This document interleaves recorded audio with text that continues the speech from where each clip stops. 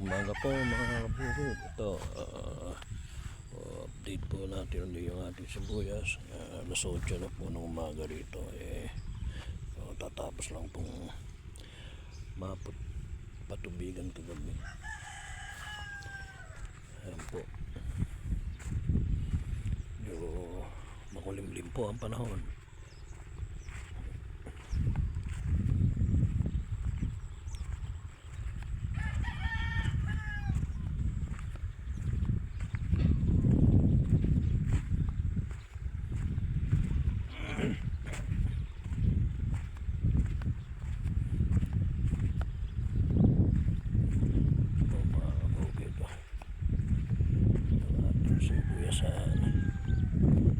At diretso po tayo ron sa gitna po ng ating kabukiran. At update din po natin yung ating mais. Tataas na po yung mais. Dati po kung makikita nyo sa video ko maliliit pa. Ngayon malalaki na. Tataas na po, pagpastao na. Ayan po okay na patubig niya. Sabado po to, Sabado o Linggo babawasan po nila kasi makapal pa po yan. Pero ito yung mga ganyan dapat po yan. May mga makakapal po sa gitna, kailangan po babawas po.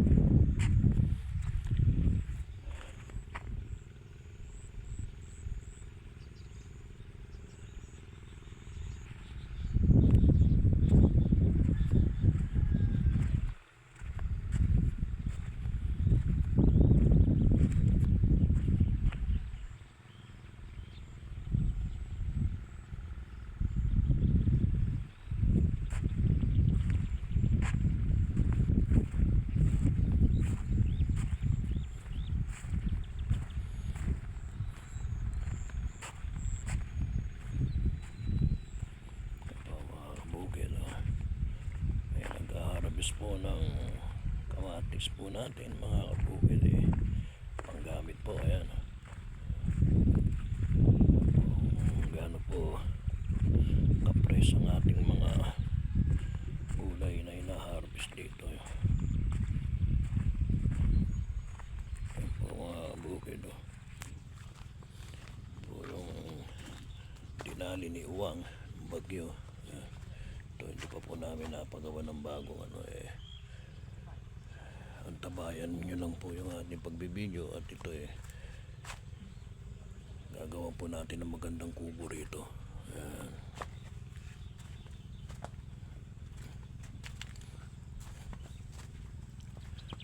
Nag-harvest po sila ng kamatis. Yan po yung gulay natin. Ito may bunga na po. Ayan po, yung bunga po. Ayan. Meron din po tayong kamyas. Ayan po, nagkakalaglagan yung bunga.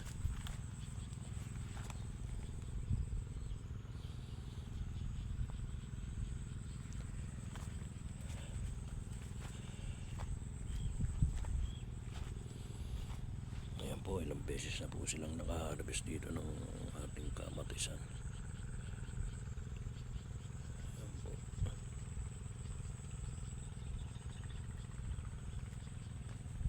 Meron din ang palaya, pang gulay-gulay.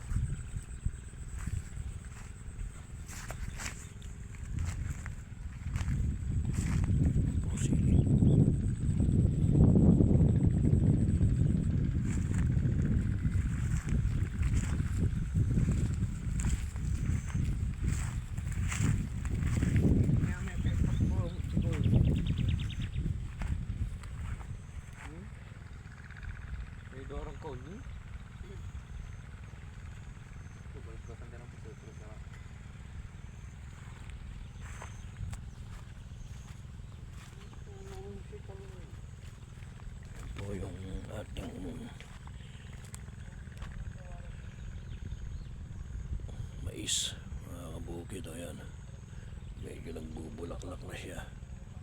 Ayan.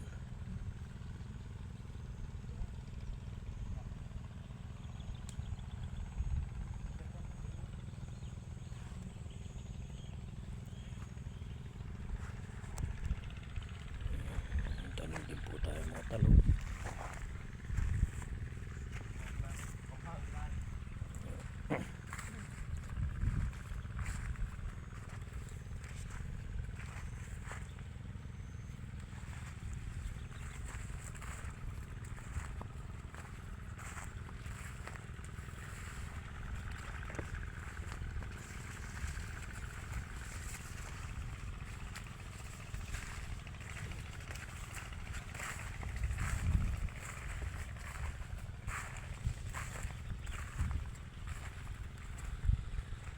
Papaya, kamoting kahoy. Ayan po mga kabukid. Hindi po ba napakagandang lang tignan. Ayan, medyo nakaka-press po ng utak. Nakikita mo po yung mga tanim mo ganyan po, napapakinabangan na po. Yan ang gulay-gulay natin, munggo.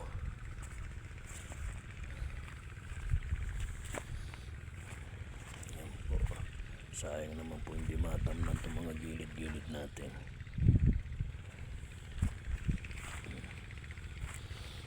Yan po mga kabukid. Ayan.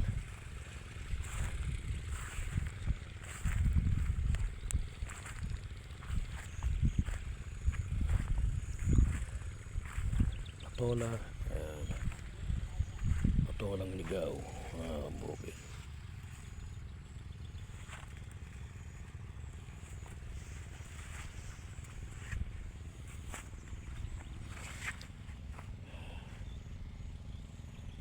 Ayan po mga kabukid. Kaya makita nyo po yung ating mais.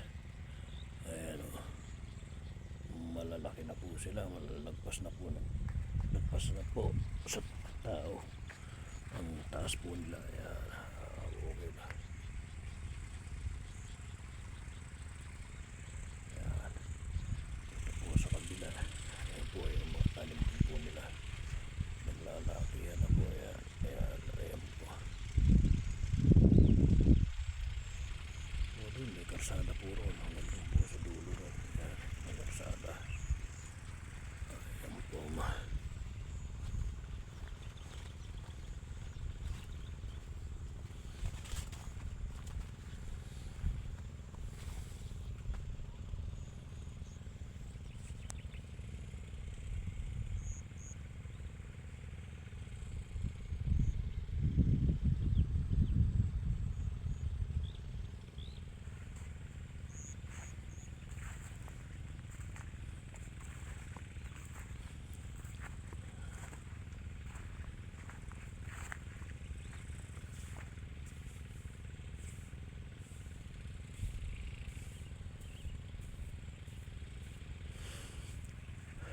meron po tayong low pressure, kaya po ganito po ang panahon, makulimlim.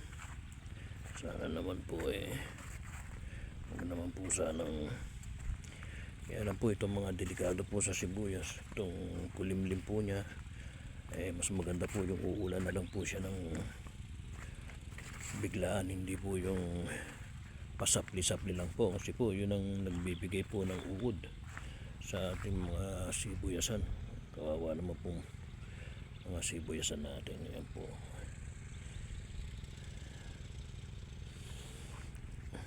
Sibuyasan po napakahirap din po magtanim.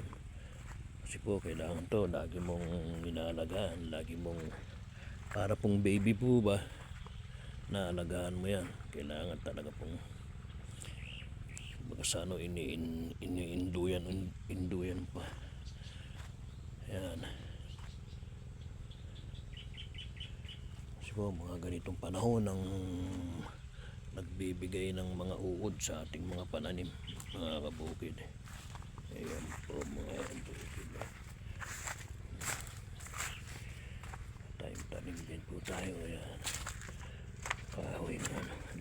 dito napapakinabangan. Kaya po masipag ka lang dito. Ito yung ating mangga namumulaklak na, may isang bunga. Ayan, sige po mga kabukid, hanggang dito na lang po. Magandang umaga po sa ating lahat. Nawa po nasa magandang kalagayan po tayong lahat. Sige po, bye bye, see you.